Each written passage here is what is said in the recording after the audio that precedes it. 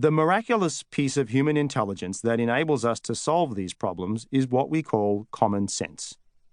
Common sense is so ordinary that we tend to notice it only when it's missing. But it is absolutely essential to functioning in everyday life. Common sense is how we know what to wear when we go to work in the morning, how to behave on the street or the subway, and how to maintain harmonious relationships with our friends and co-workers. It tells us when to obey the rules, when to quietly ignore them, and when to stand up and challenge the rules themselves. It is the essence of social intelligence and is also deeply embedded in our legal system, in political philosophy, and in professional training. For something we refer to so often, however, common sense is surprisingly hard to pin down. Roughly speaking, it is the loosely organized set of facts, observations, experiences, insights, and pieces of received wisdom that each of us accumulates over a lifetime in the course of encountering, dealing with, and learning from everyday situations. Beyond that, however, it tends to resist easy classification. Some common sense knowledge is very general in nature, what the American anthropologist Clifford Geertz called an ancient tangle of received practices, accepted beliefs, habitual judgments, and untaught emotions. But common sense can also refer to more specialized knowledge, as with the everyday working knowledge of a professional such as a doctor, a lawyer, or an engineer that develops over years of training and experience. In his address to the annual meeting of the American Sociological Society in Chicago in 1946, Carl Taylor, then president of the association, put it as well as anyone. By common sense, I mean the knowledge possessed by those who live in the midst and are a part of the social situations and processes which sociologists seek to understand. The term thus used may be synonymous with folk knowledge, or it may be the knowledge possessed by engineers, by the practical politicians, by those who gather and publish news, or by others who handle or work with and must interpret and predict the behavior of persons and groups. Taylor's definition highlights two defining features of common sense that seem to differentiate it from other kinds of human knowledge like science or mathematics. The first of these features is that unlike formal systems of knowledge, which are fundamentally theoretical, common sense is overwhelmingly practical, meaning that it is more concerned with providing answers to questions than in worrying about how it came by the answers. From the perspective of common sense, it is good enough to know that something is true or that it is the way of things. One does not need to know why in order to benefit from the knowledge, and arguably, one is better off not worrying about it too much.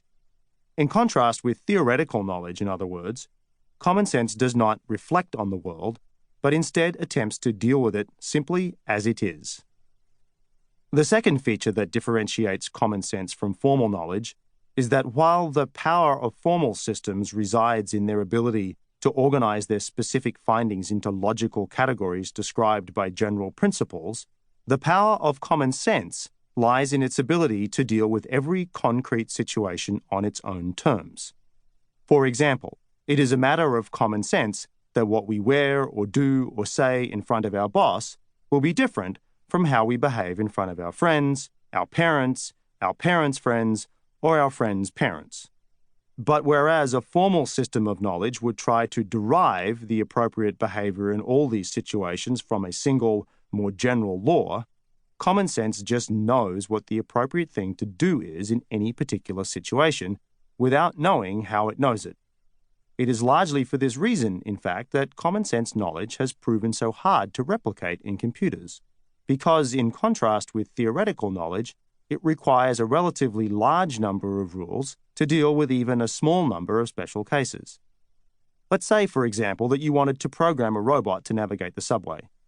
It seems like a relatively simple task, but as you would quickly discover, even a single component of this task, such as the rule against asking for another person's subway seat, turns out to depend on a complex variety of other rules, about seating arrangements on subways in particular, about polite behavior in public in general, about life in crowded cities, and about general-purpose norms of courteousness, sharing, fairness, and ownership that at first glance seem to have little to do with the rule in question. Attempts to formalize common sense knowledge have all encountered versions of this problem, that in order to teach a robot to imitate even a limited range of human behavior, you would have to, in a sense, teach it everything about the world. Short of that, the endless subtle distinctions between the things that matter, the things that are supposed to matter but don't, and the things that may or may not matter depending on other things, would always eventually trip up even the most sophisticated robot.